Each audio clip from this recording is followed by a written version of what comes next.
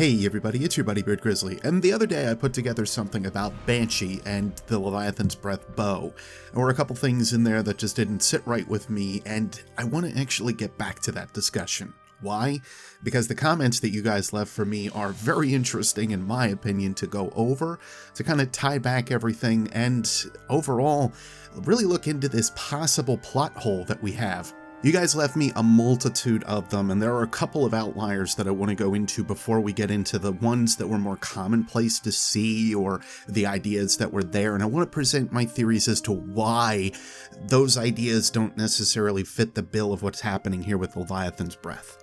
I do just want to state I'm really happy that you guys are interested in this topic. I didn't think it would be quite as engaging as it was, I guess, but oh well, let's go ahead and get into this.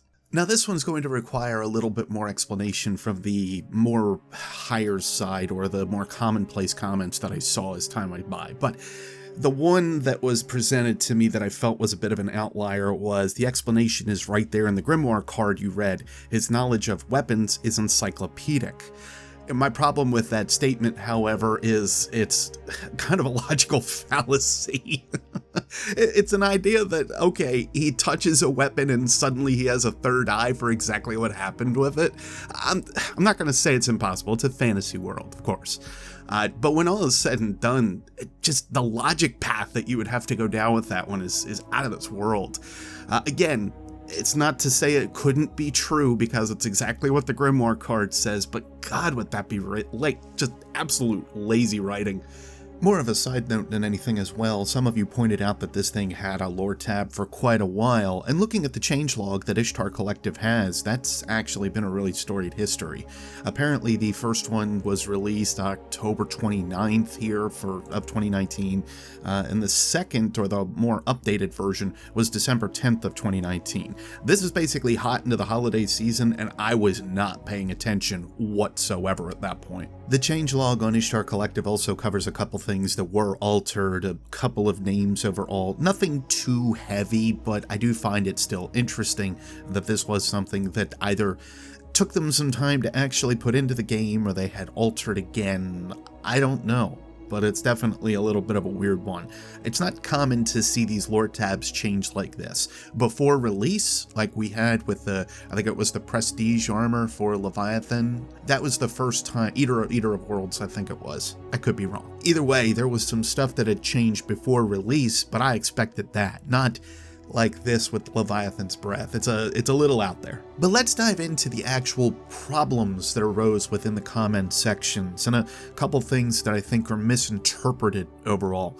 The first I want to talk about is DER, or Dissociative EXO Mind Projection.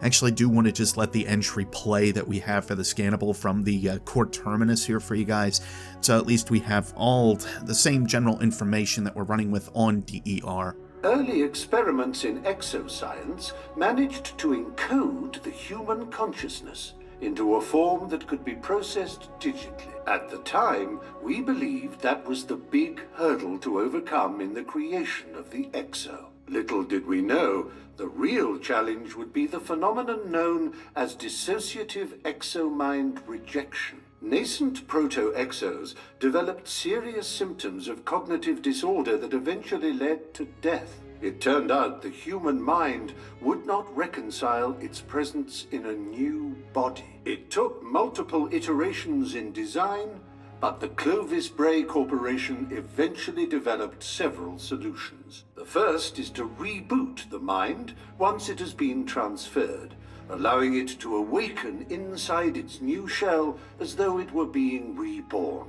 This has side effects of memory loss and fragmentation, but it's highly effective in the prevention of DER. The reboot process can be repeated multiple times to further the odds of survival. It is not currently known how many times a human consciousness can be rebooted, but scientists estimate it to be around 20. The second preventative measure to DER is to program certain humanisms within EXOs. As machines, they have not the physical needs to eat or reproduce like real humans, but artificially injecting that drive has been clinically proven to reduce the odds of DER. Further experimentation is required to perfect the EXO project, but you can be assured that Clovis Bray is at the forefront in the field of exoscience. The problem is we're unsure how true everything that Clovis Bray or this concierge AI or the Fry File will tell us. Overall, Clovis Bray has some really weird intricacies behind it, and I've already covered a few of those within a couple of videos talking about Cade and some of the information he also had on Clovis Bray.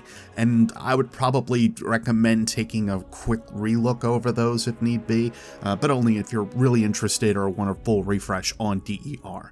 There's also a few extra pieces that Cade sort of hints at, with Clovis Bray not necessarily having resets for the reason they outline here. It might have been to actually cover some stuff up more than it was for anything else, but man, to think that 20 resets is kind of the extent that they had thought of at that point, and Banshee's at 44, it's again just to remind you how screwed up his brain is. But the large piece that we can at least pull from this, yes, you have to experience something prior when dealing with DER. But that would say that Callus, the Scion, and a few others were in our system prior and worked with Clovis Bray or something, and Banshee was able to talk with and work with them prior. Again, that logic path just doesn't fit for it to be DER, I have a feeling. And largely, DER deals with the rejection of this new body that the mind of a human has, so it's not really the same thing. I hope that covers it overall. Again, you can have flashes of memories from prior events in your life or prior resets that you had, certainly, but this is not the same fit, I think, is what we had previously. Again, it's just opinion, but I really don't think this is it. And the last piece that was brought up to me was something that, of course, deals a little closer to the point that we had last episode, and that was about Alzheimer's and other sort of dementia forms, giving moments of clarity to those that are affected by those mental conditions. While I do definitely agree with this, the problem is that moments of clarity would mean that they would have these moments in their life. These would have to be things that they experienced prior. They would have to be events that occurred to them previously and something that they just all of a sudden remembered out of nowhere and they just kind of did a thing.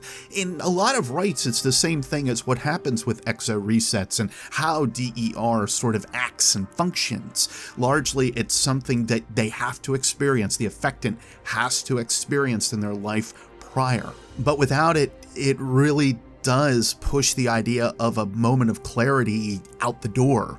It doesn't necessarily explain why Banshee is able to have a moment of clarity about a Scion flare that Callus has and gave a bow to, and then he immediately starts to understand what that bow is about when he finds it on the ground. I hope that makes sense. Like the general fallacy there is the logic path that you would have to take with that moment of clarity. I'm not saying that he couldn't remember something about the bow that somebody might have told him later down the line, but there is a lot that's riding on that to say that this doesn't fit the bill. So again, I think a moment of clarity slashed out. The DER slashed out. There's only one thing that I can otherwise think of and picture in my mind that it could be that was brought up to me on Twitter, and that could be that somebody figured out something about this bow, talked with Callus, or had a story that they were able to figure out, and they went back and talked to Banshee about it. That's the most logical course that I could sort of figure at this point, and at least to not make it a huge plot hole. Otherwise, it's just to give the Guardian purpose. It's just to make us think outside of the box and say that this weapon is so important to us that we should always keep it handy and we should always fell those big giant beasties that we kind of come in contact with. I don't know. To me, that's where things just really sort of fall down the hole.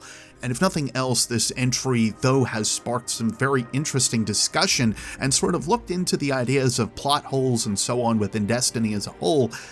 It's definitely not a very well-written entry when all's said and done. There seems to be, again, seems to be, and all of this is opinion at this point, seems to be something there where the writer was just not told about what Banshee's condition was or where we could get this information from. But I think with all of that said, I want to actually look back at the entry here for the last part of this video, just to give you a general sense of where all of these accusations, or not accusations, but general feelings come from on why it's not DER, and again, why it's not a moment of clarity. It's actually written right in the entry. The first part of the entry here, just don't ask me where I heard this, I honestly can't remember, but legend has it the bow has fouled more behemoths and seen more of the known universe than the whole Vanguard combined. You hear a lot of stories when you work as a gunsmith, as long as I have, and this bow has a wild one. Yeah, that's why I think that the idea of at least a guardian or somebody else having told him the story of the bow makes a little bit more sense, but there's some stuff that actually later in the entry that makes it really confusing and muddled, at least in my opinion. And this is really the paragraph that just sets me off and makes me wonder what the heck is going on with this entry, this whole point. Callus was so thrilled with her that she got a promotion, of sorts. It wasn't common knowledge. He called her the Shadow of the Wilds, which never sat right with me.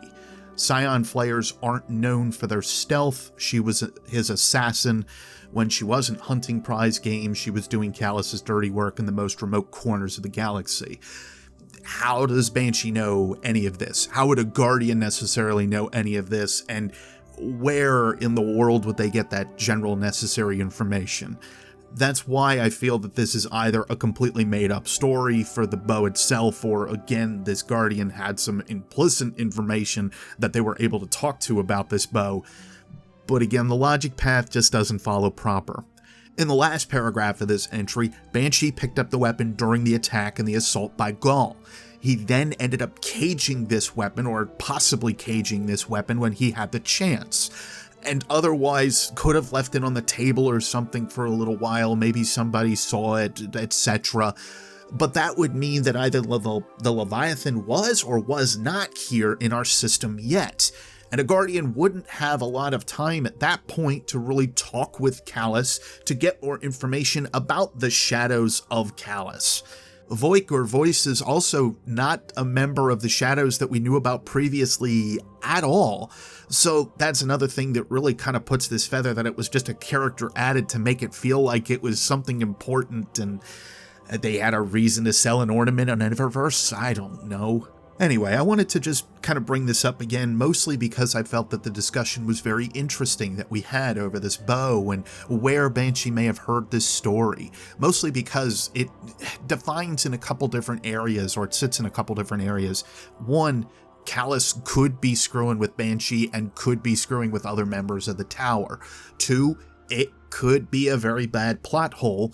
Or three, Banshee likes to really make some stuff up. There's a lot to kind of go by here, and it at least showcases something about Destiny's lore that always needs to be kept to the back of your mind. A lot of it is hearsay or doublespeak or something similar, and that's not a bad thing whatsoever. World building is quite fine, but there is a general sense of how world building could work and does work within the logical sense of how we have these characters. I know, I keep bringing up logic in a fantasy game and I probably need to stop doing that, but there does need to be rules that are set in place, and I feel this entry went way over those rules. Obviously, why I'm making 2 videos about it, to really kind of put my point out there. Anyway, I hope this offers a little bit more clarity on where I'm coming from. I very well could have done a poor job of just presenting my points previously, and that's why I got the same comment back and forth every single time I looked at my channel and looked at the comments for the video. But again, I hope you guys find this interesting just as much as I do. If you guys have anything further to add on top of what I've already added here with speculation and so on, then please give me a comment down below and let me know what else it is that you're thinking on this. I, again, am very interested in this conversation, and I've been reading every comment that's been coming in for this video and all the others that you guys have supported since I've started back into this again. If you would also like to be a part of any discussion that we may have here on the channel, then you know the buttons to press for all of that. Otherwise, thank you guys again for watching, and to all of you, no matter when or where you are, I'll see you next space time. Take care.